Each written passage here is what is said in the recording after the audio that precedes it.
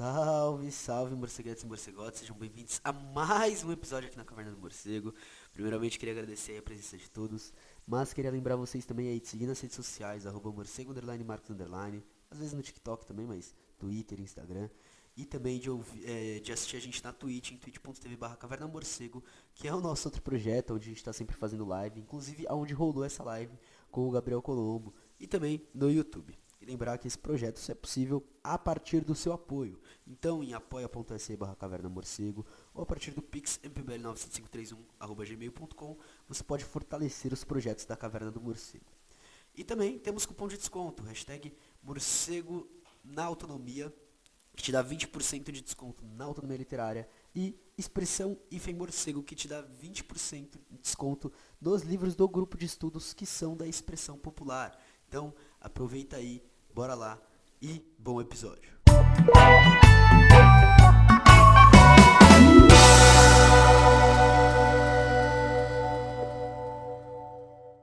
Então vou trazer aqui o camarada para trocar uma ideia com a gente. Chega mais Gabriel Colombo. Seja bem-vindo, camarada. Salve, salve, Marcos, a todos e todas que nos acompanham, que vão acompanhar depois. Agradeço muitíssimo o convite. É muito bom estar em espaço como esse, Marcos, que parabenizar seu trabalho, inclusive, atuando ferrenhamente aí na batalha das ideias, na formação política, no avanço de consciência da nossa classe. Isso é fundamental e, para mim, é uma grande satisfação estar aqui hoje podendo debater um pouco contigo. É isso, camarada. Bom, primeiro de tudo aí aproveitar que já está aqui para você se apresentar, falar aí o que você anda fazendo, o que está vindo por aí, qual que é seu? Maravilha. Bom, eu sou Gabriel Colombo, sou do interior de São Paulo, de Piracicaba, né, moro lá desde 2009, tenho 32 anos, sou o mais jovem candidato ao governo de São Paulo, é a primeira vez, inclusive, que eu disputo as eleições, né, porque sou militante do PCB e a centralidade da nossa luta aí é na organização da nossa classe, na formação política da nossa classe, né, no seu desenvolvimento e avanço de consciência. Então, milito no PCB desde 2015, mas atuando em diversas lutas, né? Como agrônomo, muito na luta agrária, né? Então, trabalhando junto aos assentamentos, aos quilombos também, né? Que é muito esquecido no estado de São Paulo. Às vezes a gente pensa que não tem, mas São Paulo tem uma região com grande concentração de quilombos, inclusive. Foi o que me inspirou, inclusive, a fazer meu tema de mestrado em ecologia, que é a região do Vale do Ribeira, né? Atuei lá durante uns 2 anos no quilombo de Bombas. É um quilombo que não tem nem acesso, inclusive, por estrada, né? Você chega até a estrada, tá 1 hora de trilha depois para chegar até o quilombo, assim. Então é uma situação de precariedade muito grande, mas de muita luta, né? E que expressa diversas formas, inclusive, de opressão do Estado, né? Porque o Parque Estadual Turístico Alto do Ribeira, o PETAR, foi criado sobre a área do quilombo, e daí eles começaram a ter uma série de restrições, né, para suas práticas produtivas, que foram promovendo um êxodo ali da área do quilombo, né, desmontando a forma de organização comunitária, etc. Mas antes de ser, né, militante do PCB, e mesmo por esse trabalho no quilombo, né, já na agronomia ali nos primeiros anos, né, no segundo, terceiro ano, comecei a atuar aí nas lutas, né, pela reforma agrária, pela agroecologia, junto também a associações e cooperativas de pequenos agricultores, e é um pouco encontrando os limites de atuar só num setor assim, só numa frente de luta, que eu vou pensando, bom, preciso de algo, né, que vá à raiz dos problemas, né, como dizia o Marx, mais radical, e é daí que me encontro no partido para ter uma perspectiva totalizante das lutas. Não que a gente não esteja inserido em setores, mas isso se conecta, né, com uma tática, uma estratégia mais ampliada, né, para propor e estar junto e trabalhar junto a nossa classe. Então, acho que um pouco disso, né, para a apresentação aí, também não tomar muito tempo com esse foco, que a gente tem pautas quentíssimas para debater. É isso. Bom, primeiramente queria agradecer aí a sua participação, de estar aqui trocando essa ideia com a gente. Camarada que já tive a oportunidade de trocar várias ideias fora daqui, e foi daí que eu olhei. Acho que eu tô travando, mas voltei.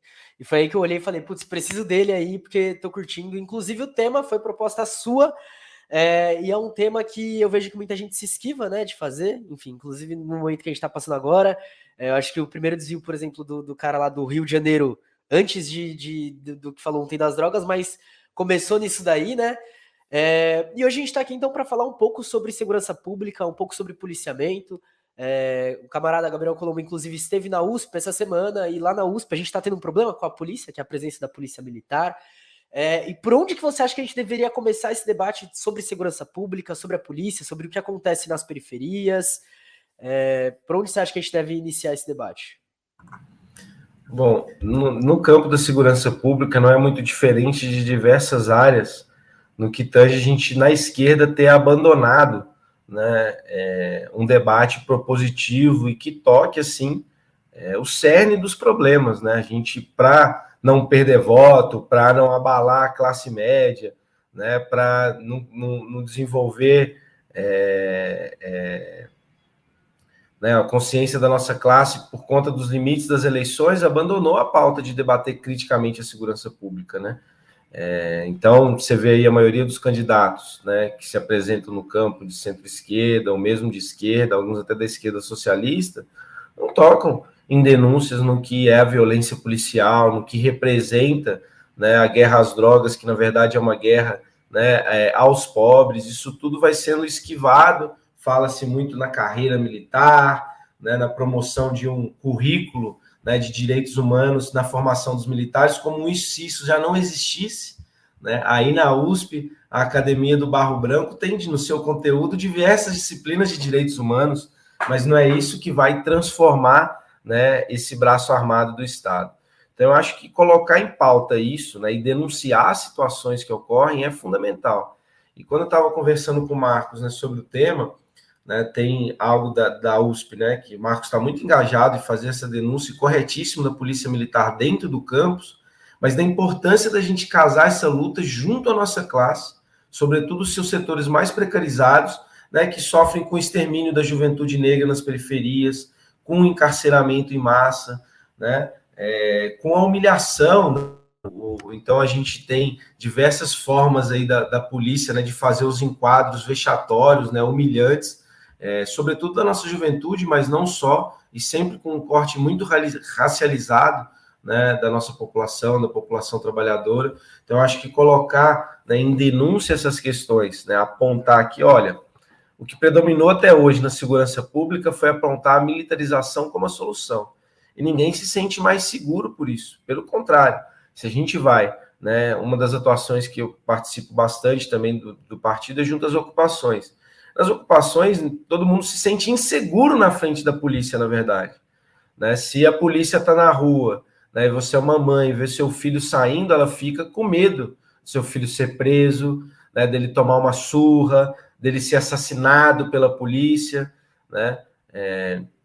Então a gente tem que, enfim, apresentar esse quadro, acho, né? Primeiro de demonstrar aí, com fatos concretos, né? E acho que isso não faltam. A gente teve no início do ano, por exemplo, em São Paulo, na Zona Norte, o Lucas dos Anjos, ou Lucas dos Santos, agora na Brasilândia, né? Que foi assassinado quando estava saindo da casa da mãe, indo para um churrasco, que a polícia parou ele, o carro tinha uma placa que já tinha participado de um assalto, mas que era da compra anterior, começaram a fazer uma abordagem racista com ele. Chamam, você tá olhando o quê, neguinho? Alguma coisa do tipo. O cara não curtiu, mas só encarou. E daí os caras já tiraram ele de dentro do carro, começaram a surrar, né? Tava a esposa e os 2 filhos dentro do carro, imobilizaram ele, com ele imobilizado, né? Com aquela tática do joelho na cabeça. O cara tomou os tiros e foi assassinado ali no local. Então, a partir de uma abordagem racista, ele com a família não estava, né, sequer portando nada nesse caso, né, e foi brutalmente assassinado. A mãe dele foi no hospital para ver a situação em que ele se encontrava, porque ele, né, o que alegaram foi que ele morreu a caminho do hospital, ou no hospital, e o policial não quis deixar a mãe dele entrar para ver ele no quarto. Ela tentou entrar, o cara deu uma rasteira nela, numa senhora, e jogou ela no chão. Então, esse é o tipo de tratamento que a polícia reserva, né, para os nossos. Eu acho que com isso não tem muito como ter conciliação.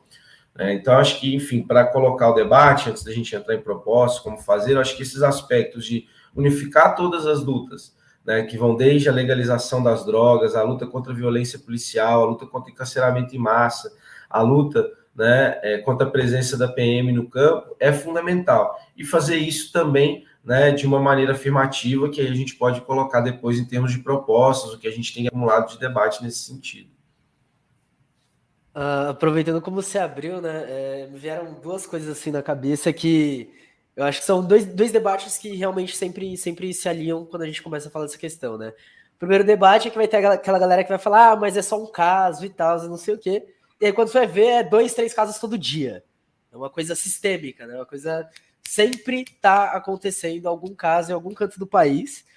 É, e, é, e é muito louco, porque aí o que vem como segurança pública, na verdade, acaba que não deixa ninguém seguro, como você falou no caso das mães das ocupações, como ficam, né? O caso de quando você ouve, por exemplo, alguma das mães de Maio falando, só eles falam, meu, o nível que tá a coisa. E lá na USP, por mais que seja dentro da USP que esteja PM, não é muito diferente, porque lá acontece principalmente dois tipos de perseguição no campus, né? Um é contra os alunos que moram no CRUSP, porque até que a base fica do lado da moradia estudantil, ou seja, quem não tem condição de morar, ou quem vem de muito longe e tal, precisa de uma moradia ali, ou na saída para pedestres que tem perto da São Remo, que é a favela que fica atrás da USP. Inclusive, vários amigos meus já foram abordados lá. Justamente o policial perguntando, tava fazendo o que lá, não sei o que, não sei o que. Por quê? Ir pra lá não significa que você pode morar, que você tá só passando e tal, não sei o que. Não, você tava usando drogas, tava comprando droga e tal, não sei o que. Justamente onde entra o tema da legalização das drogas, enfim, coisas do tipo, né? Mas é muito louco, porque como quando você falou da proposta, você falou, pô, a gente pode debater um pouco sobre a questão da PM da USP e na periferia. E a gente vê que ela tá lá justamente contra os elementos da periferia, justamente contra a galera marginalizada. Vem para confirmar o projeto que a USP sempre teve, né? Enfim, dessas complicações. E é uma coisa que eu vejo até quando eu chego em casa, né? Aqui no meu bairro eu conheço a galera que mora próxima aqui de mim, então eu tenho uma certa segurança de tipo, pô, beleza, se acontecer qualquer BO aqui, eu sei com quem resolver, tá tudo certo. Agora, com a polícia, quando eu vejo um carro da polícia passando e ele começa a desacelerar perto de mim, eu já fico. E agora? Exatamente. Eu tenho uma galera no meu WhatsApp, toda vez que eu tô voltando, que eles ficam falando, vai avisando e tal, não sei o quê, porque aqui é uma coisa comum, assim. Então, tipo, você vai. A proposta desse debate, eu olhei e falei, meu, eu acho que é o ponto certo da gente debater, até porque, né, você, como candidato a governador e tal, vai estar trazendo alguns elementos para debater isso. Inclusive, Laura Pirola mandou aqui. As perguntas eu vou deixar para depois do chat, tá? Quero deixar claro minha admiração pelos senhores, em especial hoje pelo Colombo, que conseguiu manter a tranquilidade de quem sabe que está certo diante da Jovem Pan. Valeu, Laura. Muito bom. Mas é isso, o palco é seu, Gabriel. Não, e acho que assim, né, a gente tem, quando você coloca isso, né, de tipo, a polícia na USP também está ali posicionada para combater, né, tipo, racialmente, né, os elementos, a pobreza, né, e os jovens negros que entraram na universidade, né. Veja bem, você entrou, mas aqui não é tão bem seu lugar, viu? Não se sinta muito à vontade, não, que continua a mesma dinâmica aqui, taxando, né, socialmente quem você é, né. Isso é um absurdo, mas por essa via a gente também começa a entender o papel das polícias militares, que tem uma formação que advém da ditadura. Eu gosto sempre de citar o BAEP, né, que é o Batalhão de Ações Especiais da Polícia Militar, que foi criado pelo Alckmin. Que fez ação na USP, dentro da USP, com um motociclista umas 3 semanas atrás, inclusive. Aí. E que foi expandido com o Dória, na época do auge do Bolsodória, né, que é a segurança, né, pública, a militarização, né, o bandido bom é bandido morto, o bandido em São Paulo não vai para a delegacia, né, vai para o cemitério, né, nesse auge expande o BAEP. O BAEP expressa bem o que significa, né, porque ele é um batalhão tático, e aí ele é treinado pela rota, né, que vem, essa sim, com continuidade desde a ditadura, desde os anos 70, e ela tem como foco, né, de atuação as ações em favelas, em despejos, né, reintegrações de posse, em greves e manifestações. Ou seja, é um instrumento pensado contra a classe trabalhadora, nos seus espaços de vida, né, e nas suas formas de luta e organização, né, como são as ocupações. Então, isso traduz muito do que é a PM. E a gente tem que pensar que ela ocorre numa situação de que o que ela pauta não é a defesa da vida, né? Porque, inclusive, as vítimas de violência são muito, ou mesmo vítimas de roubo, de furto, são muito pouco levadas em consideração, né, no processo da ação militar, né, da polícia militar, e depois na ação judicial, a vítima que se foda. A nossa questão é combater o criminoso. Então, assim, não traz nenhum aspecto de segurança, né, ou de considerar a vítima no processo, né, o que seria necessário ali para restabelecer, né, condições que ela gostaria, etc. E a gente tem que pensar no Brasil, que é um país formado, né, sobre a escravidão, né, com suor e trabalho, no sangue de pessoas escravizadas, né, e que no processo de transitar para uma sociedade, né, capitalista, de trabalho assalariado, a gente sempre, por estar na periferia do capitalismo, teve uma grande população, né, de reserva, que o Marx chamava da superpopulação relativa, né, de pessoas que não conseguem se empregar diretamente no trabalho formal ou fazem isso por muito pouco tempo. Estão ali disponíveis, cumprindo uma função, inclusive, de rebaixar os salários, né, da classe trabalhadora, criando as condições, portanto, para a superexploração do trabalho. Isso porque, quando você está empregado, se tem muitas pessoas desempregadas, o patrão, a burguesia, tem como moeda de troca, se você não aceitar essas condições de superexploração, tem um monte de gente que quer. Mas, ao mesmo tempo, né, para exercer um controle, uma coerção sobre essa grande massa de população, né, dessa superpopulação relativa, você precisa de uma política, né, de policiamento, de controle extraeconômico, né, para dizer, isso aí tá ruim, eu vou te mostrar o que é o inferno, então, o que é o extermínio, né, o que é estar encarcerado, né, o que é sofrer humilhação constante. Então, é uma forma de... Né, isso não oferece trabalho, não oferece condições de viver dignamente nessa sociedade, e nem para quem está trabalhando, porque os salários no Brasil são um absurdo de baixo, mas é isso, para quem não está é pior ainda, e essa é a situação de boa parte da população brasileira.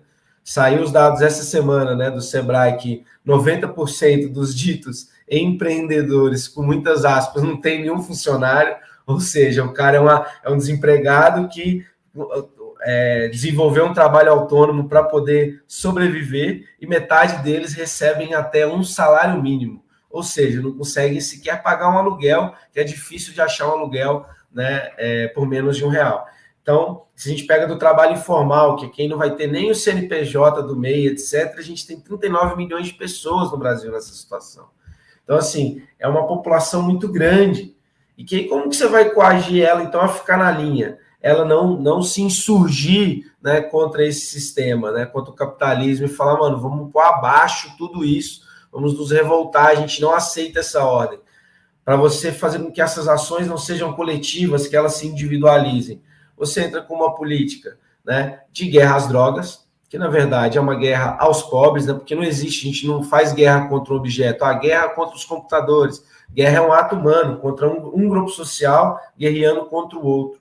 Então, a nossa burguesia, através do Estado burguês, declarando a guerra ali, né, aos pobres e periféricos do nosso país. Porque com isso você arruma uma desculpa, digamos, né, para poder criminalizar, para poder exterminar, né, para dizer, não, ele era um traficante. Né? E aí aqui vale duas observações. Né? O Benegão, ele tem uma música que ele coloca que há muita diferença entre uma festa bacana e uma festa de bacana, né? A festa bacana são as que nós fazemos, mas a festa de bacana tem droga de tudo quanto é tipo, e você pode usar à vontade, e a polícia nunca vai bater lá, você nunca vai ser criminalizado para isso. Então é um moralismo dizer que as drogas são proibidas no Brasil. Elas são proibidas para determinados grupos sociais, mas mais que isso, para servir como objeto de criminalização. A lei de drogas que a gente tem hoje faz com que o julgamento, se o cara é um traficante ou é um usuário, seja subjetivamente determinado pelo juiz. E como isso vai ser determinado? Pelo bairro que a pessoa mora e pela cor da pele da pessoa. Vai enquadrar ela como traficante e vai encher, né, as nossas prisões. São Paulo tem a maior população carcerária do país, são 260 mil presos, sendo que quase 100 mil deles são presos provisórios, que sequer foram julgados. Então isso entra um absurdo. E uma vez, né, que você não foi exterminado, foi preso, você passa por uma humilhação constante, né? As prisões no Brasil, as prisões no estado de São Paulo são um absurdo, né? Durante a pandemia, isso ficou escancarado, né? A própria Defensoria Pública denunciou diversas situações de pena de fome, né? Os presos ficavam 16 a 20 horas sem receber alimento. Racionamento de água, não porque estava faltando água no abastecimento do presídio, mas para poder punir, né, os presos. Redução do número de horas de banho do sol, retirada desse direito, sem contar as surras constantes, né, a vistoria, né, a revista vexatória para as mulheres que vão visitar, e a proibição durante a pandemia da visita de familiares, sobretudo crianças. Em fevereiro eu estive na manifestação por melhores condições carcerárias, que teve todo o estado de São Paulo. Eu fui em Hortolândia, né, que tem ali um complexo prisional próximo na região de Campinas, é próximo a Piracicaba, onde eu resido. E aí, me emocionei lá, porque eram crianças de 6 a 10 anos, eu tenho um filho de 8, chorando e falando que fazia 2 anos que não via os seus pais, né? Porque usaram a desculpa da Covid, dizendo que, né, não poderia ter contato devido ao vírus, mas aquilo que a gente sabe que é fundamental, que é o isolamento social, que é a higienização, portanto, o acesso à água estava sendo racionado, e as prisões no estado de São Paulo são todas superlotadas. Então, assim, são diversas maneiras de oprimir e dizer que, veja, se você não aceita as condições de miséria, de pobreza, de falta de dignidade completa, de viver em um barraco, de viver, né, em uma viela, se você não aceita isso como condição e não se comporta na linha, pode ficar ainda pior. Se você acha que isso é ruim, pode ficar ainda pior. Então, as prisões, a polícia tem muito esse recado também de fundo para a classe trabalhadora, e essa ação muito violenta, né, e opressora para garantir, né, a capacidade da burguesia de continuar explorando a nossa classe, né, e com isso dividir aí de diversas maneiras, né, no senso comum, né, com a ideia do que é o traficante, do que é a pessoa, né, que usa drogas, né, do que é o jovem que não se sujeita às condições rebaixadas de trabalho, né. Então, trabalha muito com esses aspectos. E aí, para finalizar e passar a bola, né, nessas condições, a polícia não faz nenhum papel, não cumpre nenhum papel de garantir a segurança à vida, né. Cumpre o papel de garantir uma segurança ao patrimônio, né, da burguesia, da classe média alta, e faz isso à custa de muitas vidas, né, da classe trabalhadora. Perfeito, camarada, caralho. Assim, você vê o nível de como eu curti essa fala. No começo você falou justamente dessas medidas extraeconômicas que são tomadas para tornar o que era ruim um inferno, para olhar e falar, você não tem opção, né? E aí eu lembrei do texto da Lélia Gonzalez, que ela fala justamente isso. A gente tem um grupo de pessoas que é um grupo matável justamente para que se mantenha a dominância. A hora que você falou, eu falei, nossa, foi no ponto do bagulho, é isso mesmo. E é triste, né? Enfim, tá nessa situação, mas é muito louco como essa lógica opera, né? E aí você entra no tema da guerra às drogas, e aí aproveitando que você citou Dom L na USP, eu vou citar Dom L agora. Em Pânico de Nada ele fala, né? Nos consideravam drogas, e a guerra às drogas não era sobre os entorpecentes. E é justamente isso, né? São 3 coisas que vão se conectando assim, tanto a sua fala, Lélia Gonzalez e Dom L, que demonstram Deus L. Aí, ó, Deus L. Que demonstram justamente como que se dá essa operação, e é para manter a dominação, né? Para você ter essa coerção, para você conseguir manter tanto a exploração através do capital, quanto para as pessoas olharem e falarem, não, vou ficar na minha. Pelo amor de Deus, se eu me mexer... Se eu sem fazer nada, a polícia já tá aqui invadindo minha casa, dando tiro para todo lado, matando vários amigos e tal, não sei o que. Imagina se eu me mexer. Vamos, então, ficar quietinho. E aí, eu vou aproveitar uma pergunta para dar uma complementada, já entrando aí já num tema de mais de propostas.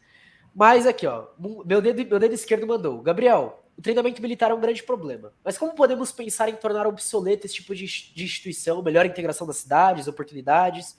E aí eu vou dar uma acrescentada. Para falar tanto no sentido tático, né? Porque assim por exemplo, candidato a governador, é claro que vai ter um projeto que não vai diretamente acabar com isso. Não existe a possibilidade de acontecer isso. Mas tanto nesse sentido tático, quanto no sentido estratégico, como militante, comunista, dialogar aí essas duas coisas. Perfeito. Acho que, né, isso não dá para fazer na canetada, né? Acabar com a polícia depende de um processo revolucionário, né? Então, isso nos coloca tarefas, inclusive, que vão para além, né, de um processo eleitoral, que vão para além de pensar assumir um governo, mas de tomar o poder de fato, né?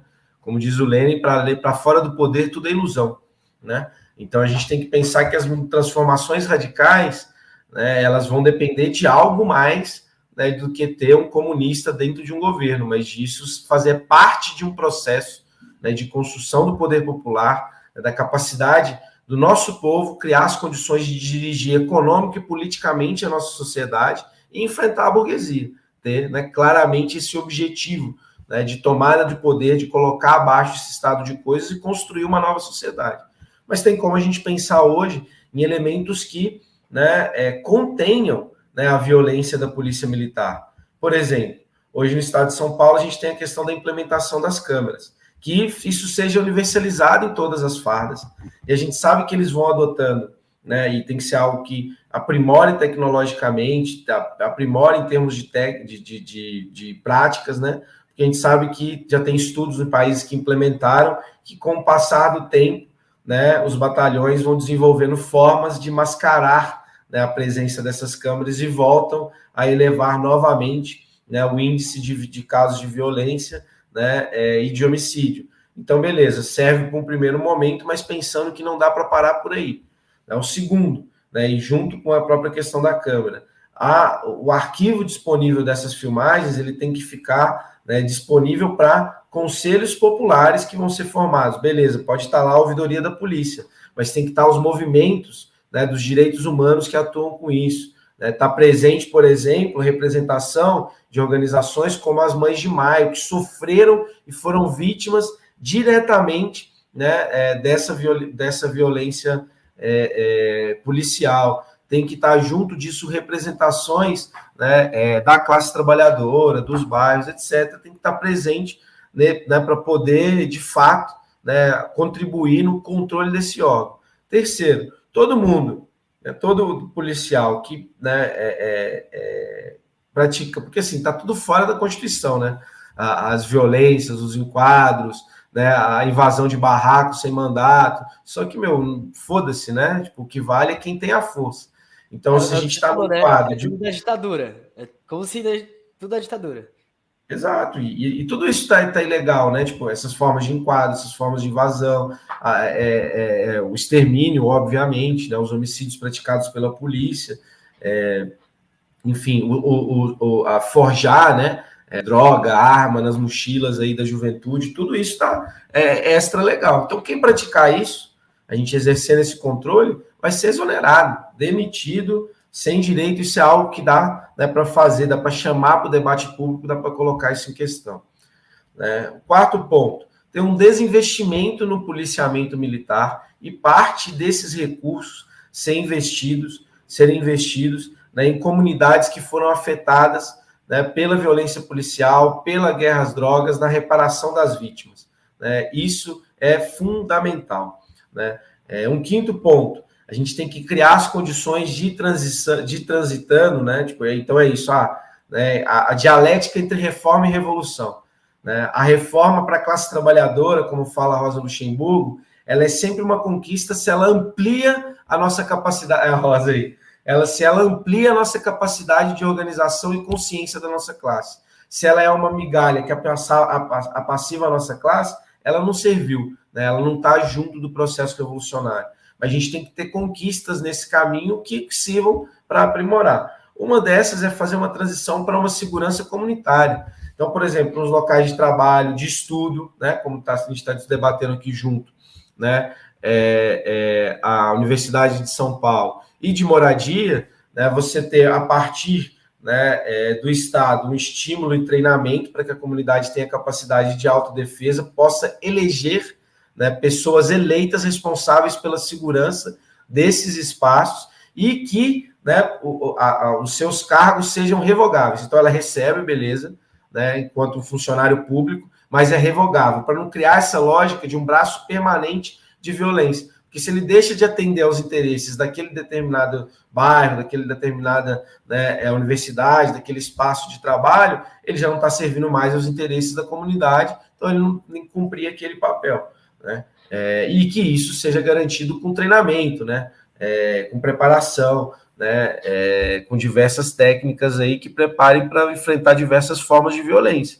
E aí um breve parênteses, né? É muito interessante a gente pensar que a polícia militar, ela age praticamente, né, para além do extermínio, da guerra aos pobres, atua do encarceramento, né, atua numa dinâmica de proteção ao patrimônio, mas em várias formas de violência, ela mais intensifica essa violência do que resolve. Se a gente pensa a violência contra a mulher, a violência contra as pessoas trans, o racismo, né? A polícia, ao lidar com esse tipo de denúncia, ela mais agrava a situação, reproduz diversas formas de opressão do que contribui para a resolução desses crimes, né?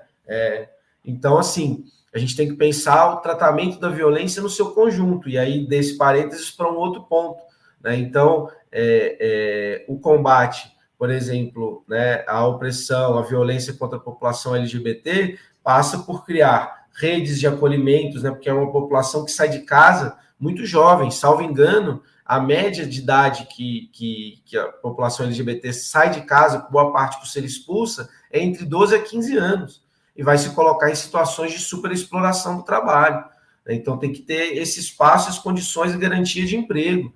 Tem que ter nas escolas, para toda a situação, tanto do enfrentamento ao machismo, à LGBTfobia, né, ao racismo, um processo intenso de formação, que não é a propaganda, né, não é a inclusão liberal e a representatividade, mas um debate profundo de como isso está estruturalmente e economicamente determinado na nossa sociedade, e como a gente tem que criar as condições, né, políticas para modificar, né, esse quadro.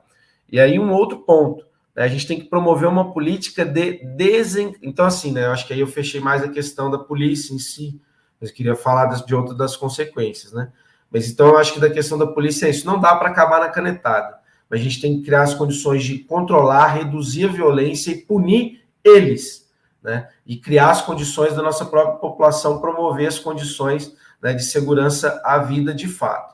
Vai um pouco esse no norte do nosso programa, e pensando, colocando no centro da questão as vítimas, né, que no processo hoje policial, judiciário, ele é totalmente desconsiderado, é colocado de fora do processo, né? E aí das consequências dessa política, né, de segurança pública, acho que é importante pautar uma política de desencarceramento, né? Primeiro, né, os presos provisórios têm que ter um rápido julgamento, né? 4 em cada 10 presos provisórios já não deveriam cumprir nenhuma pena de privação de liberdade segundo a legislação atual. Mas tem um elemento que vai para além dos presos provisórios, né? Então, que é 40%, né, cerca de 40% das pessoas que estão presas, privadas de liberdade, são por conta de tráfico, né, porte de drogas. Então, uma política de legalização das drogas, você já esvazia em 40% os presídios no estado de São Paulo, por exemplo, né? Segundo ponto, e aí a legalização de todas as drogas, né? Essa é a questão, tipo, porque a drogadição, ela ocorre, né, milenarmente na nossa sociedade.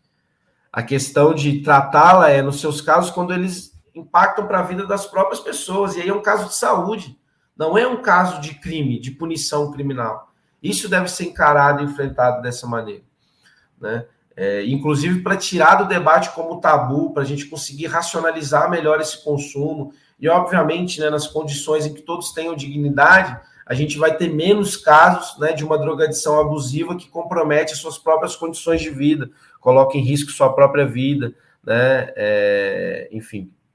E acho que o segundo ponto, os outros 40% são por furto e roubo, então com atentados contra o patrimônio, e que isso ocorre numa sociedade que é extremamente desigual. Então, enfrentar a desigualdade e acabar com a punição, né, de pena de privação de liberdade para quem realiza um furto, porque tem muitos desses que foram roubar uma carne no mercado, porque o preço ficou escandaloso, sabe? Mas também pensar que, mano, quem, né, pega o celular também, às vezes é para ter uma grana, ou para drogadição, mas ou porque não está tendo condições de vida e etc. Então, assim, criar as condições para enfrentar a desigualdade e erradicar a desigualdade é muito importante. A gente tem no Brasil, né, no estado de São Paulo, metade da população trabalhadora ocupada recebe até R$ 1.800. É menos de um salário mínimo e meio. Isso é muito pouco. Isso não dá para nada, né? A gente tem no Brasil, né, até 70% da população recebe 2 salários mínimos. E os 90% recebe até 3 salários mínimos. Isso quer dizer, se você ganha R$ 3.800, você está entre os 10% mais ricos da população e você não é rico, você ainda é pobre. Só que aí você vai pegar o topo da pirâmide, os caras que são 62, 68 bilionários, eles têm uma riqueza equivalente aos 128 milhões mais pobres da população brasileira. 62 pessoas, 128 milhões. Essa é uma desigualdade social muito profunda. Esses 128 milhões, atualmente, são 128 milhões de pessoas que estão passando por algum tipo de insegurança alimentar. Ou não estão comendo todos os dias, ou estão com falta de comida, ou não estão comendo os nutrientes necessários. 128 milhões. Então, a nossa miséria também é determinada por esses que ganham muito. Isso é outra coisa que a gente tem que entender nesse enfrentamento. Eles ganham com a nossa miséria, né? Como o Dom Hélio também diz, são os financiadores da miséria, né? Isso é muito, assim, determina muito quem é o nosso inimigo, de fato, né? Isso é muito fundamental de ficar pautado. Mas, para além disso, você tem vários elementos subjetivos também em uma sociedade mercadológica pautada pelo consumo para garantir o lucro, né, das empresas, e isso se expressa em várias áreas, né, inclusive na própria cultura, né, as diversas expressões aí da ostentação, que colocam uma diferenciação do playboy que tem direito a consumir tudo, tem o carro zero quando entra na universidade, tem, sei lá, um guarda-roupa só para guardar tênis, né? Viaja para fora do país todo ano, todo fim de semana viaja pelo estado, toda vez por mês viaja pelo país, vai no restaurante que quer, usufrui de cultura, usufrui e produz arte, lazer, né? Pode ir a todos os jogos de futebol, porque nem isso a gente pode mais agora com o futebol moderno, né? Mesmo sendo uma expressão aí da classe trabalhadora popular, o nosso esporte, né, mais tradicional aí, nacionalmente. A gente é privado de usufruir disso hoje. É óbvio que essa imensa desigualdade, né, vai despertar um anseio que, meu amigo, eu quero isso aí. E se eu ganho até R$ 1.800, e se eu tenho um trampo intermitente, se eu sequer tenho condições de trabalho, se eu só dependo de bico, se eu precisar ter alguma das coisas assim, às vezes o básico mesmo da alimentação, eu vou fazer, né? Eu vou morrer de fome, né? Ou mesmo nessa sociedade do consumo que incentiva. Então, boa parte desses elementos de furto e roubo não está necessariamente, né, não é criminalizar a pobreza ou acusar a pobreza, mas é na desigualdade, é no que esses ricos, o que essa burguesia produz e que apresenta como sonho, como a nossa realização, todo esse consumo, mas não dá nenhuma condição disso ser realizado, a não ser para uma parte muito restrita da nossa população. Porque a gente tem que pensar isso, quem tem condições de consumir, né, vários dos produtos das mercadorias da sociedade capitalista, está no máximo restrito a esses 10% da população aí que ganha acima de 3 salários mínimos, né? Enfim, então acho que é um pouco desses elementos, né, da política do desencarceramento, que passa por uma política de legalização das drogas, né, e aí não é descriminalização, é legalização, inclusive para a gente nem, né, tergiversar sobre isso, tem que ser direto. E é um debate, todos esses debates que a gente está fazendo aqui é debate que a gente perde voto para caralho, né?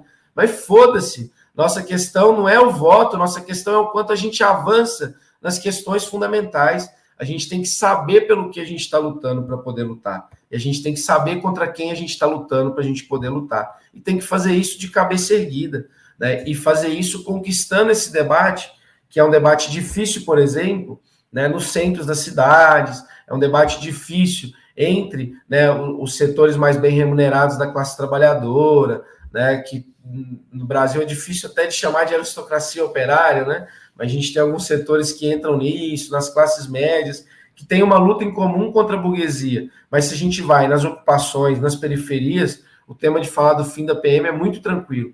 Então a gente tem que fazer esse trabalho de esse debate que é tranquilo aqui, ser tranquilo também, né, no âmbito da classe trabalhadora que está morando nos centros, que está morando mais tranquilamente, que muitas vezes tem no senso comum essa ideia de que a polícia militar é que representa a sua própria segurança.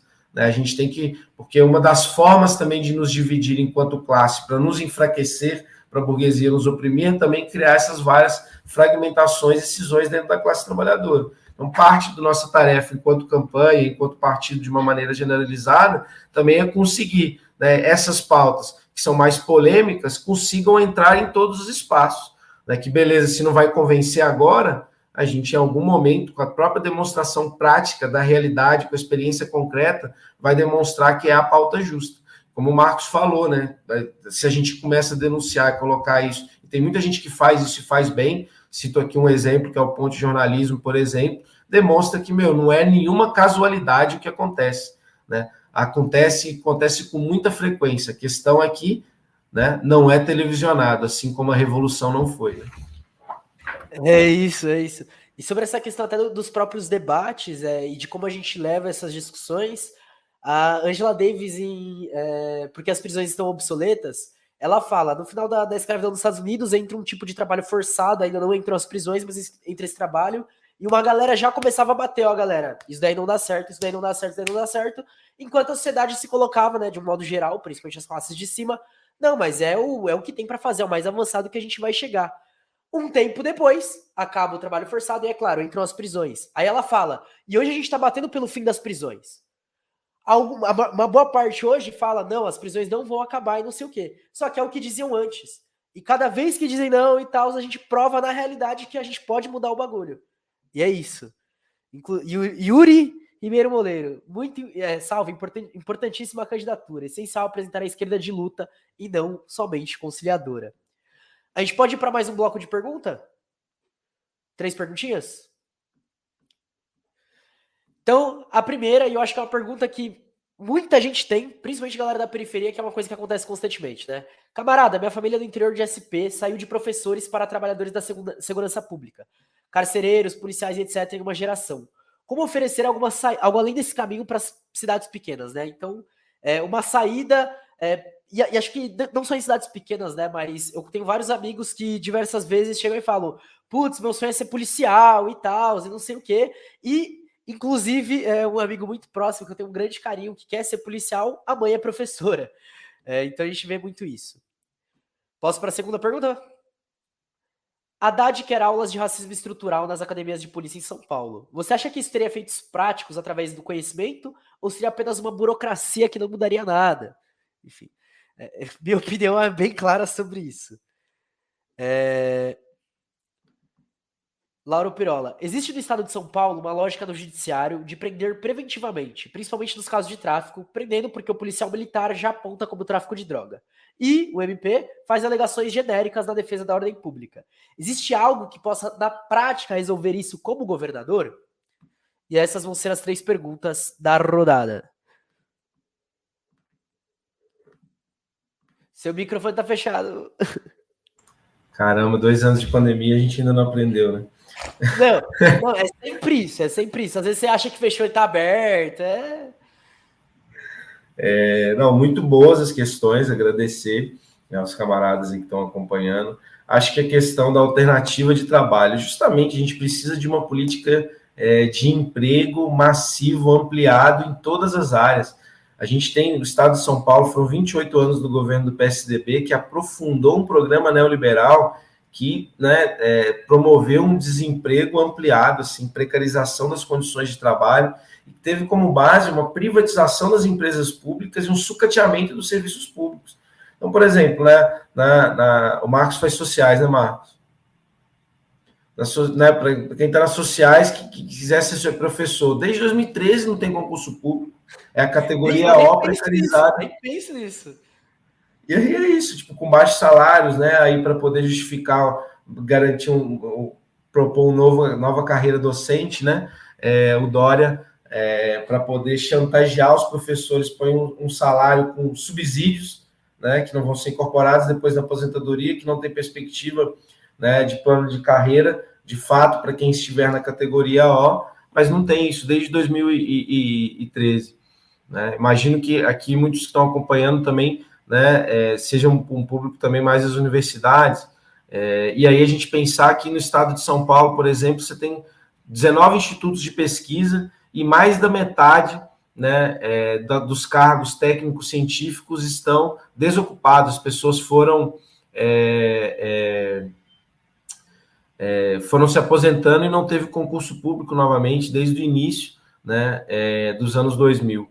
E aí a gente pensa, né, na saúde, né, que a lógica das OS, de precarização, de redução do número de trabalhadores, também, né, reduzindo em muitos concursos públicos. E se a gente vai para o setor produtivo, né, a gente teve um processo de privatização da Cosipa, que é a Companhia Siderúrgica Paulista, né, foi para a mão da Uzi Minas, a FEPASA, que foi desmontada, né, então, inclusive para o interior, isso tinha uma importância de emprego imensa, né, inclusive para a própria organização da classe trabalhadora, porque imagina, Marcos faz um panfleto aí na USP, num trilho de trem só, ele consegue chegar, né, até essa região lá de Votuporanga, numa mesma linha, parando em várias estações e distribuindo, né, para camaradas deles. Então, para o próprio processo de organização política, isso foi importante, mas voltando aí para a questão do emprego, gerava muito emprego, porque isso conectava todo o estado de São Paulo. Isso foi privatizado, né, para que não tenha transporte de cargas e de pessoas amplamente, mas os trilhos no estado de São Paulo estão nas mãos de grandes grupos monopólicos, né, capital imperialistas, assim, totalmente, que utilizam isso para transporte, né, sobretudo de commodities para exportação. Então, isso algo que gerava emprego, né, só para o funcionamento de uma estação, da ampliação e manutenção de trilhos, isso gerava uma abundância de emprego muito grande, sem contar a qualidade de vida para a classe trabalhadora, que tinha um meio de transporte alternativo, né, ao transporte rodoviário, que hoje é extremamente concentrado. A gente pensa que São Paulo privatizou, né, o Banespa, que era o banco, né, do estado de São Paulo, que era quase centenário, foi privatizado em 99, era o terceiro maior banco público do país, foi entregue na mão do Santander, né, que só aí se fortalece dentro do país. Por quê também? Porque todo o funcionalismo público do Estado, praticamente, era por ali que se fazia o pagamento. Então, todo o salário mínimo do funcionalismo cai na conta, né, do Santander e fica ali disponível para ele fazer investimentos, para poder emprestar com juros altíssimos para as outras pessoas, né? Então, isso tira a nossa capacidade, inclusive, né, de determinar algo, por exemplo, que não, vamos investir para poder acabar com a fome no estado de São Paulo, para que todo mundo tenha acesso à água potável, tenha acesso a saneamento. Então, mesmo para resolver questões básicas, né, como transporte, alimentação, acesso à água e saneamento, a gente precisa e tem muito ao que avançar que não foi feito, né? Esses três elementos, por exemplo, 33 milhões de pessoas passando fome no Brasil, 35 milhões de pessoas não têm acesso à água potável, 100 milhões de pessoas não têm acesso à coleta de esgoto, né? Isso é muito comum nas periferias do estado de São Paulo, né? O esgoto a céu aberto. Então, veja, num processo em que a gente pensa novamente, né, acabar com esse programa neoliberal, reassumir a partir do Estado uma perspectiva de planejamento econômico sob controle popular, isso quer dizer com conselhos populares nas diversas esferas e dentro das próprias empresas públicas, né, e que os cargos de direção sejam ocupados, né, por funcionários aí de carreira que vão ter experiência técnica e vão ter, junto com esse controle popular, com esses conselhos populares, a experiência política necessária para determinar as prioridades, que não vão ser mais definidas pelo lucro, pelo quanto de lucro isso vai produzir, né? Ou se é necessário ou não garantir água potável, garantir coleta de esgoto, né, para setores mais precarizados da classe trabalhadora. Não, mas isso é o mínimo que precisa ser garantido. Isso precisa ser determinado. E mesmo nos setores mais de tecnologia, mais de ponta, a gente precisa dessa retomada de um processo, né, de estatização, de planejamento econômico e fazendo isso com controle popular. Com isso, a gente vai gerar muito emprego, né? É uma reforma agrária popular, por exemplo, né, que a gente pensa da semente ao prato, que a gente fala, que é democratizar o acesso à terra, criar uma empresa pública de produção de alimento, com muita inovação ecológica, inclusive, com produção de ciência e tecnologia, com soberania popular, né? E na outra ponta, um processo de ampliação dos restaurantes populares, com 3 refeições diárias, dos restaurantes universitários com qualidade, porque a gente vive um processo de sucateamento e terceirização amplíssimo, né, de precarização do trabalho também dentro desses locais, né, da merenda escolar. A gente está no estado do ladrão da merenda. Quando a gente fala de restaurante popular, a gente também está no estado do Dória, que quis propor a farinata como solução de alimentação, né, para a população mais pobre. Então, veja, esse processo, pense sobretudo na ponta, né, se a gente tem merenda escolar de qualidade, se a gente tem restaurante universitário, restaurantes populares, isso vai gerar muito emprego já, porque não vai ser a lógica precarizada, terceirizada, etc. E mais, a gente pensa os restaurantes populares não só como um bom prato que cumpre praticamente uma política de assistência social, mas que isso seja a opção primeira de todas e todos, que você só cozinha em casa quando você quiser fazer a sua comida, porque aí a gente também abre um ponto de ter que socializar todo o trabalho reprodutivo, todo o trabalho doméstico. Essa é uma pauta histórica, né, das mulheres dentro do movimento socialista que foi abandonado pela esquerda no Brasil. É pouquíssimo pautado isso. Isso gera emprego. E é importante pensar, né, que só é reproduzido da maneira de que você vai cuidar da sua roupa na sua casa, você vai cuidar dos seus filhos na sua casa, você vai cuidar da sua alimentação na sua casa, porque quem vai fazer isso e garantir essa reprodução é o machismo e o patriarcado sobre as bases de um trabalho não pago, não remunerado pelas mulheres. A partir do momento que se socializa, todo mundo que for fazer comida, que for lavar roupa, que for cuidar de criança, vai receber salário, né, vai ser funcionário público para poder fazer isso e garantir esse acesso. Então, assim, a gente vive um estado que a dinâmica dele é só gerar emprego quando ele produz lucro para a burguesia. E sob uma elevada taxa de lucro, inclusive, com muita superexploração do trabalho. Não é que a gente não tenha recursos sociais para produzir isso, né, que não tenha força de trabalho para fazê-lo. É só a gente olhar os dados que a gente comentou aqui, né, da situação do mercado de trabalho, da informalidade, da subocupação, do desalento, do próprio desemprego, do nível de trabalho autônomo. Tudo isso demonstra que há muito espaço para organizar isso. A gente é um país, é um estado com muita riqueza, inclusive, né, de insumos, de matérias-primas que nos permitem produzir o que a gente quiser. A gente tem 3 universidades estaduais que são das principais da América Latina e do Brasil. A gente tem 19 institutos de pesquisa, então produzir tecnologia também não será um problema.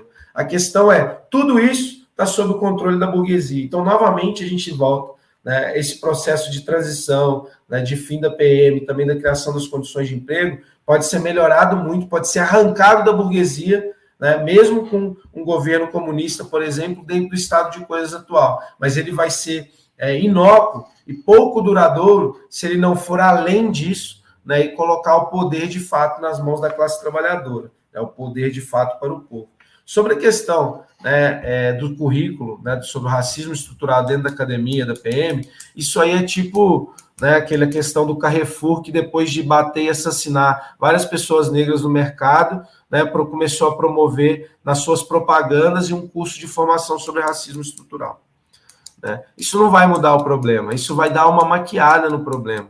E não é que não tenham, né, o que a gente estava comentando antes aqui dos currículos de direitos humanos, estão presentes na formação da Polícia Militar. Isso foi retirado da Polícia Federal, né, com o bolsonarismo muito presente na Polícia Federal, mas ainda está presente na Polícia, né, Militar. A Academia do Barro Branco, aí em São Paulo, né, aí fica dentro da USP mesmo, né, não é só na entrada, né, está dentro dos terrenos da USP, né?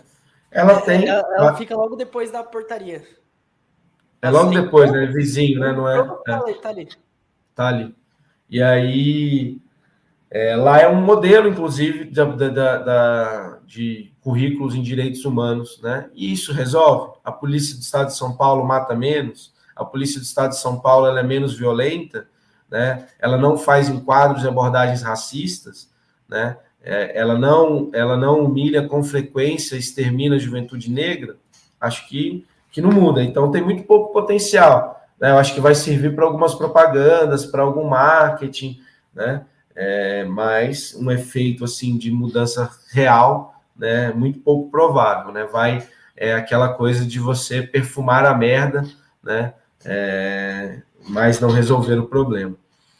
E sobre a questão, né, da prisão preventiva, eu acho que a gente tem diversas maneiras de fazer isso, né? É a questão do tráfico especificamente que foi colocada, para além do que a polícia coloca, né, e aí o juiz praticamente acata, mas julga também, né? Porque a gente tem que pensar que também não é só a polícia, o sistema judiciário também faz parte, né, dessa política de encarceramento em massa, né? Então tem um julgamento muito subjetivo. Se a pessoa for negra, se ela for de um bairro popular, ela vai ser enquadrada como traficante, independe se ela estava só com um cigarro de maconha, né? Porque ela jogou fora, depois a gente encontrou ali e o cara planta a droga. E boa, se quiser prender, vai prender e faz isso.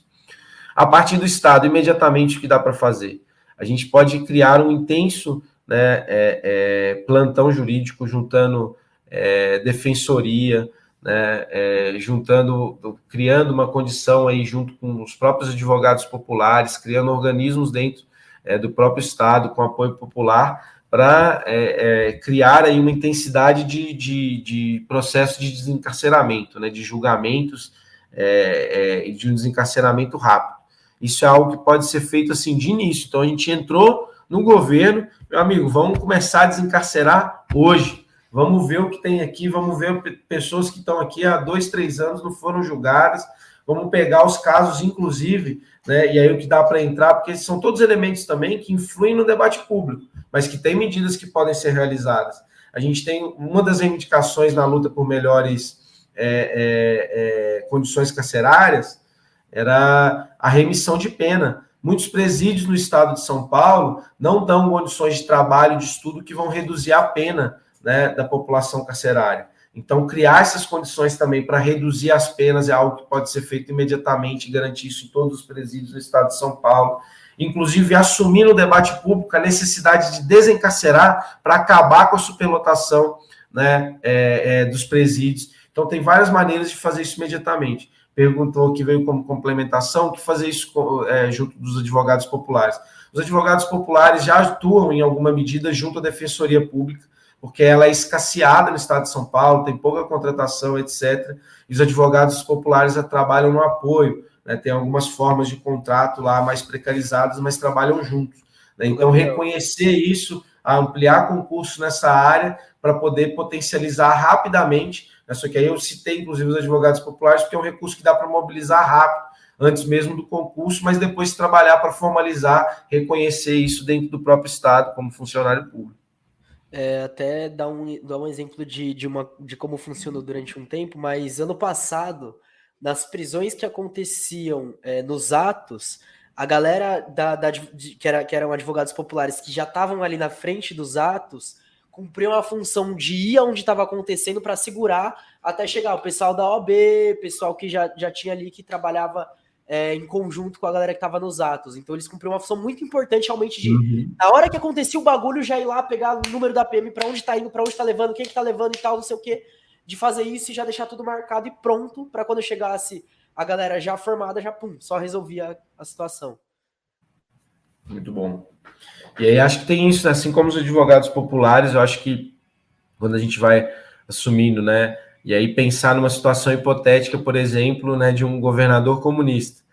Se a gente vai fazer de tudo, né, para enfrentar essa violência policial. Mas, por exemplo, a gente vai estar no ato junto, meu amigo. E aí, vai reprimir junto o governador do estado aqui, a gente vai bater de frente com vocês, né? Eu cito sempre o caso do Suplicy, né? Acho que o compromisso de toda pessoa que tem um cargo público, né, deve ser um Suplicy sobre a ação da Polícia Militar. Foi em 2016, se eu não estou enganado, né, que foi ter um despejo em São Paulo, numa área que era da prefeitura, sob o controle do Haddad e ação da Polícia Militar do Alckmin, né, citando esses nomes aqui só para não promover um esquecimento histórico, né? Vocês avaliem aí quem vocês apoiam. E aí o Suplicy foi para lá, porque, e assim, era uma área de risco de fato, mas a prefeitura do Haddad não criou nenhuma condição de ter uma área, então falar, beleza, vocês estão ocupando porque não tem moradia, então vamos para uma área segura aqui que a gente vai garantir toda a política de moradia para vocês aqui, para ter habitação digna de qualidade. né? É ficar igual o Suplicy, meu amigo, que foi lá com as famílias, deitou no chão, teve que ser carregado, e isso criou, né, uma atenção para o que estava acontecendo, porque aí a cobertura de mídia muda, a denúncia sobre a violência, e aí teve muitas famílias que falaram, não, depois que ele fez aquilo, a relação da PM com as pessoas que estavam sendo despejadas mudou completamente. Né? No início da pandemia, em maio de 2020, eu estava dentro de uma área que foi reintegrada. A gente foi para lá de madrugada para poder resistir, etc.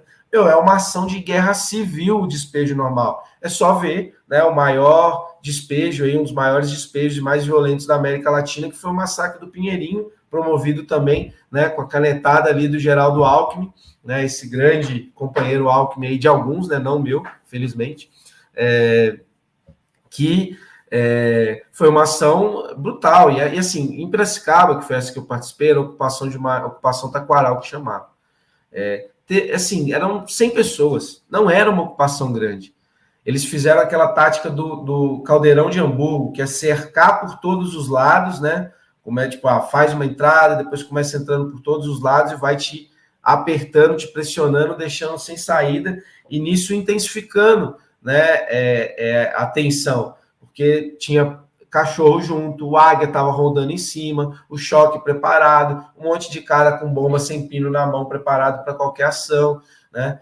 E aí do lado tem uma outra área de moradia que foi oriunda de ocupação, que é o Pantanal, que aí o pessoal lá soltou um rojão, assim, quando viu a situação que estava acontecendo, meio que até para poder desviar o foco da PM. E aí os caras saem numa situação de guerra civil mesmo, assim, né? Daquela bem típico aí dos filmes de invasão em favela, né? E das cenas que a gente vê também, alinhados, o cara atrás jogando bomba, o da frente dando tiro de borracha. E aí a situação era a seguinte, isso era 7 horas da manhã. Quando começa essa parte, né, o setor que se desloca para a ocupação do Pantanal, muitas crianças, muitas senhoras que estavam acordadas saem para ver o que estava acontecendo. E aí os caras estavam atirando a rodo, um monte de gente saiu ferido com bala de borracha, assim, né? Tipo, então, um monte de senhorinha, de criança, com as costas toda arrebentada, cabeça arrebentada, né? Por essa dinâmica aí violenta. Então, as formas de reduzir também, né, a violência policial passam por a gente tomar uma posição mais definitiva, mais definida, mais clara e direta, presente nos espaços junto à classe trabalhadora, né? Camarada, vamos para a última pergunta e aí a gente vai para os finalmente. Vamos. Jornalista Carmelini, faça uma proposta. Para escalar em direção à legalização, não seria interessante legalizar as universidades... E eu travei. Calma aí que eu travei. Voltei. Legalizar as universidades, estudar as drogas, proibido hoje no Brasil, para que a população entenda que há benefício? E a Débora Nascimento ainda completa. Ótima questão. Sou química. A única opção que temos de estudar droga é na área forense, trabalhando com detecção rápida para a polícia. Não é liberada a pesquisa das substâncias em si. Nossa, essa questão da Débora, é muito bom, Débora, se trazer isso, porque acho que demonstra como o potencial, inclusive, da nossa pesquisa, da nossa produção de ciência e tecnologia, ela é determinado, né, pela própria dinâmica de reprodução, né, da sociedade burguesa. Então é isso, droga. Se a droga é criminalizada, como que a gente vai detectar ela rápido?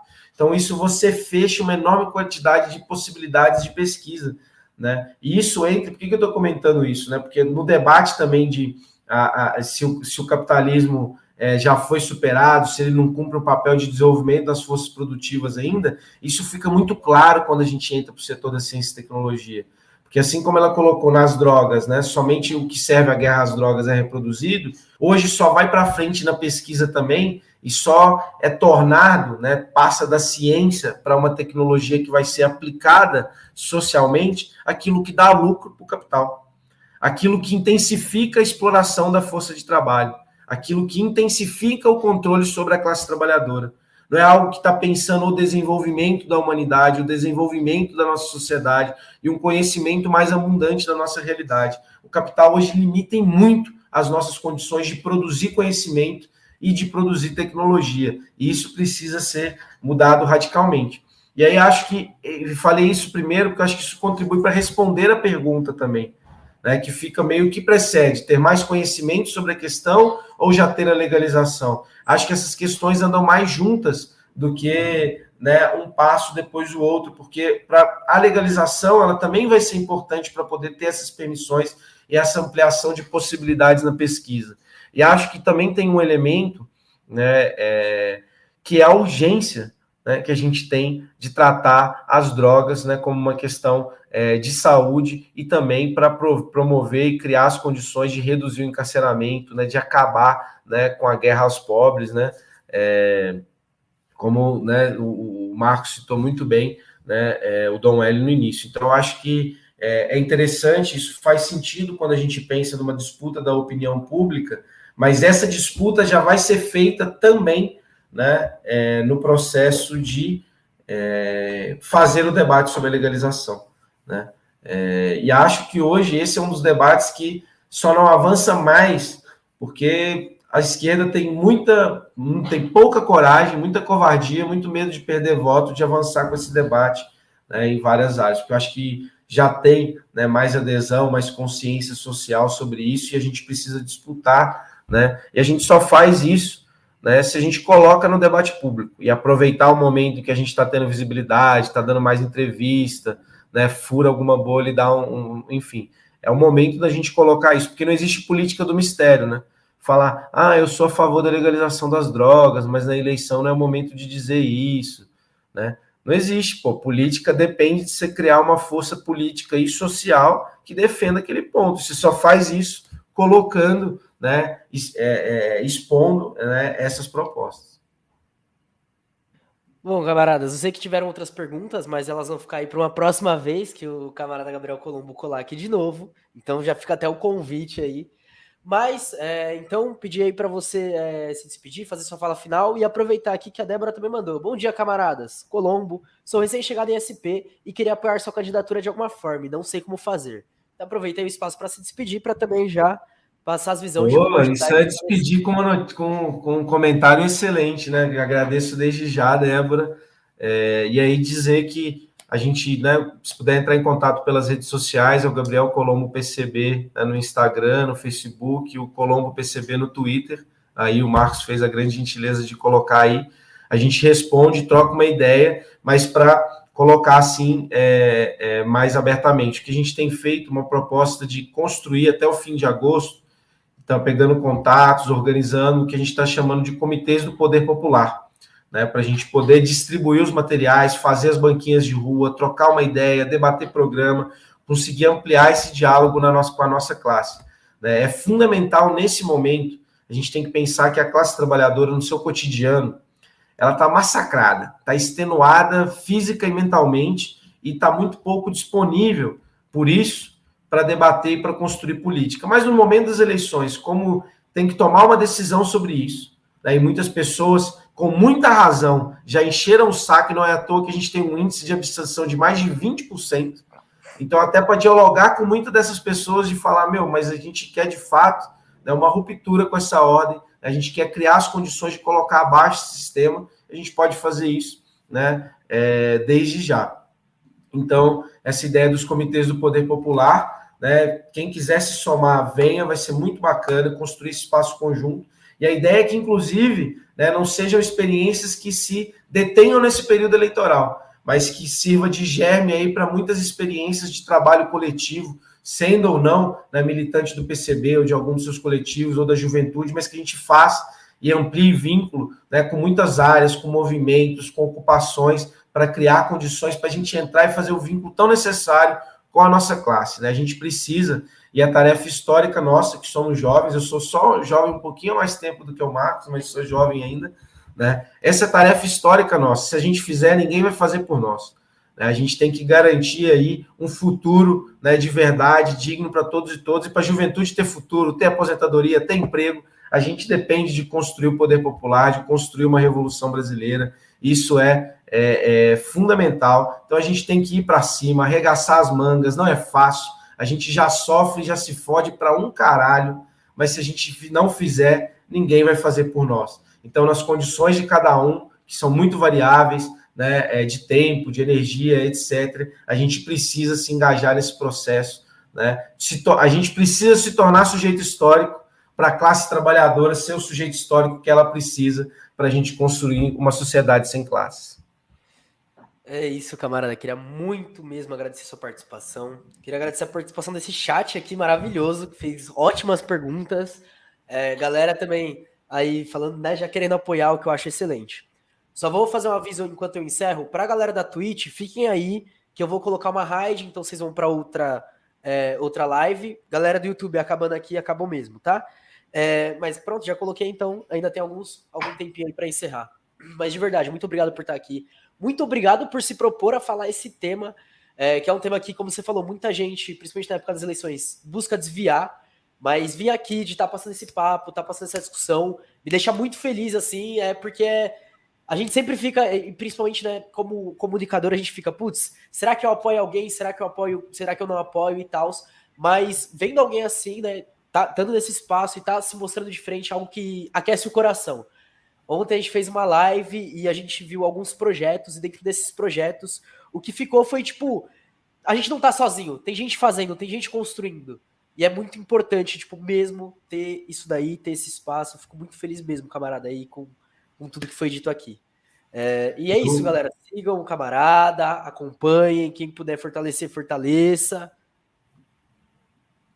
Você vai eu falar que alguma coisa, agradeço camarada? Por isso que muitíssimo, eu... Marcos. Eu queria agradecer, pô. O espaço foi sensacional, muito importante para poder desenvolver essas ideias e parabenizar o seu trabalho, camarada. Comecei a acompanhar recentemente, após a campanha eu vou acompanhar mais intensamente, porque agora de tempo tá foda, né?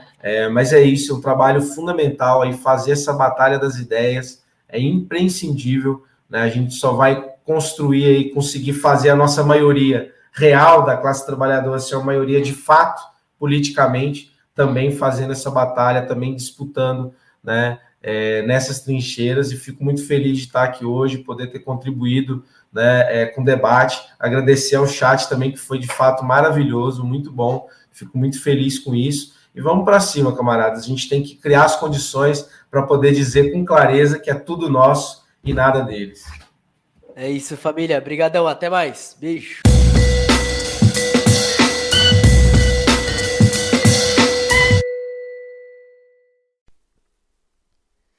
É isso, família. Espero que vocês tenham gostado do episódio. Então não deixe de seguir o camarada nas redes sociais, de acompanhar os debates, seguir a gente também, de fortalecer os projetos